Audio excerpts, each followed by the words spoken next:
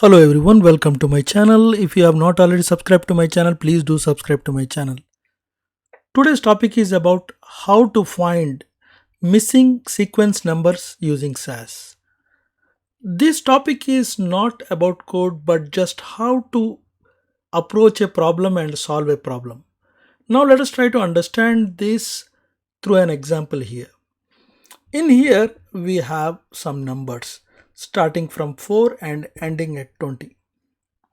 But if you see, the number 5 is missing and number 7 is missing and number 9 is missing and 13 and 14 are missing, and goal here is to find those numbers which are not there in this sequence. Solving this problem is rather simple. We need to do two steps to solve this problem. The first one is we need to generate all the numbers from starting to end. In that way, we will have a data set in which we have all the numbers and another data set which we already have, which is our test data set in which the numbers are missing. Then the next step is to compare both the data set. Let us see how we can do this. Before going into those details, first let us look into how we can create our test data set. Creating the test data set is super simple, and we can do this with the help of a simple do loop.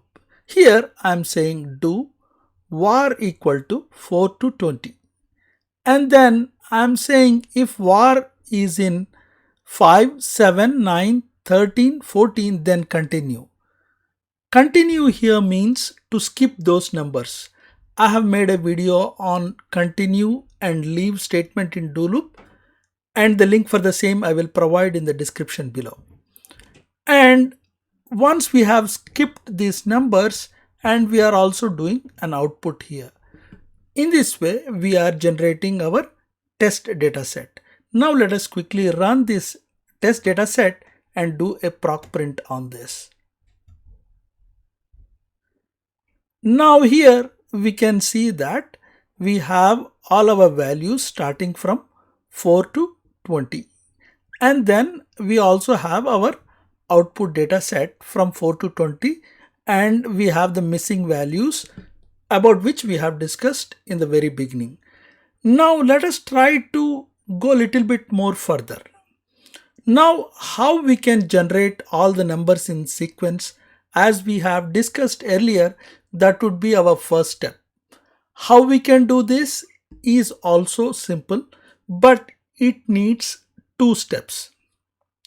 To generate numbers in a sequence, we need to know what is our starting point and what is our ending point, and then we can run a do loop to generate those numbers. To know what is our starting point, we can do select min on the variable and also max on the variable from our data set, and then we can create our data set which has a starting point, that is the minimum value, and ending point, which is the maximum value. Now let us quickly run this, and I'm also doing a proc print so that we can see the result. Here we have generated all those things which we need, that is the min value and a max value, and our min is 4 and max is 20. The next step is super simple. All we need to do is we need to generate the numbers from 4 to 20, and this we can do with the help of simple do loop. And in this do loop we are saying that we want to start from min, that is from 4, to max, that is 20, and output each number. So now we are generating all the numbers we want from 4 to 20 by putting this min to max. As we do not need these min and max values, we can drop this min and max. Now let us quickly run this do loop. Here if you see, we have generated all the numbers from 4 to 20 without any breaks or gaps.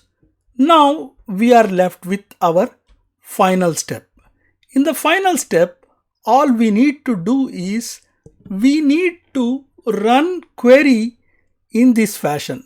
in here what we are doing is I am doing select star from all numbers, and I want only those numbers which are not there in our test data set. This I am doing with the help of not in, and then I'm here saying where var not in, and I don't want var values which are there in the test data set. And let's quickly run this. I have not gone too deep into any of these codes because the idea of this whole concept is to understand how to solve a problem rather than the code itself, as I have explained in the very beginning. Now let us quickly run this code, and once we run this code you can see that we are getting our result in here. So by simply thinking through a problem and designing how to solve it even before going into the code will always help us to solve any problem. That's all for this topic. If you have liked this topic, please give it a thumbs up, share and subscribe. Thank you.